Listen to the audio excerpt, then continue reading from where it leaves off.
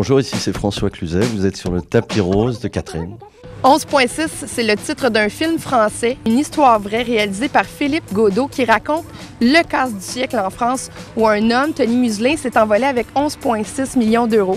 Il est incarné par François Cluzet et on le rencontre sur le tapis rose de Catherine.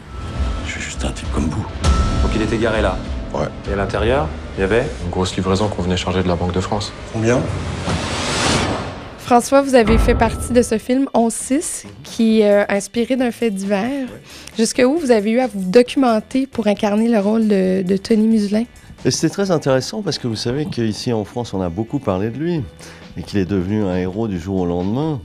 Un héros d'ailleurs assez bizarre parce qu'il n'a pas pris beaucoup de risques. Il était au volant du fourgon et il a simplement passé la première et il est parti avec le fourgon. Dans le film, par exemple, vous voyez qu'avant de faire le casse, il a acheté une Ferrari aux enchères alors qu'il gagne 1400 €.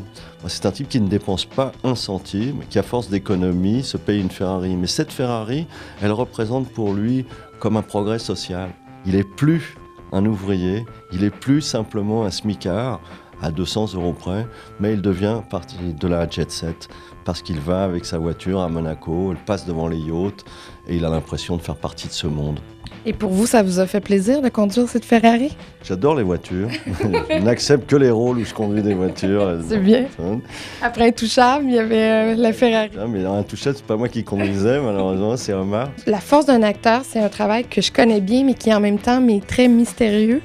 Parce que jouer l'intériorité, il faut qu'il y ait quelque chose de viscéral. Même Philippe Godot disait, François et moi, on ne se parle pas tant que ça sur un plateau. On n'a pas besoin de se parler.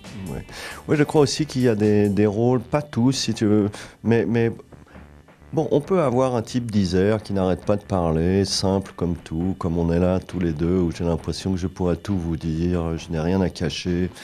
Bon, c'est au-delà de ça quand on fait un film. Moi, ce qui était intéressant dans ce personnage, c'était justement en lisant le scénario de dire ça, c'est pas la peine que je le dise, on va enlever ce dialogue, je vais essayer de le ressentir et qu'on le ressente dans la salle. Et finalement, on a amené un peu le personnage à ce que ressemble le type dans la vie, une espèce de taiseux comme ça, qui ne parle pas, mais qui par contre dans sa tête, ça n'arrête pas de bouger. Il faut qu'on sente ça. Et ça, moi, c'est quelque chose qui m'intéresse toujours. Ce qui était intéressant, comme je vous le disais tout à l'heure, c'est cette histoire de crise d'identité.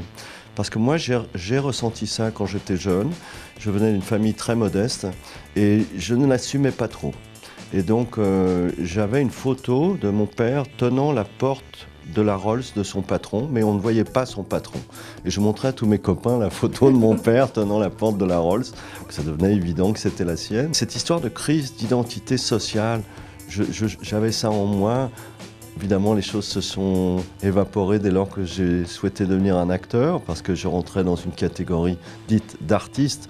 Alors, inconnu, connu, ou célèbre, ou tout ce qu'on veut. Et ça, je trouvais très intéressant en termes d'intériorité de jouer ce personnage.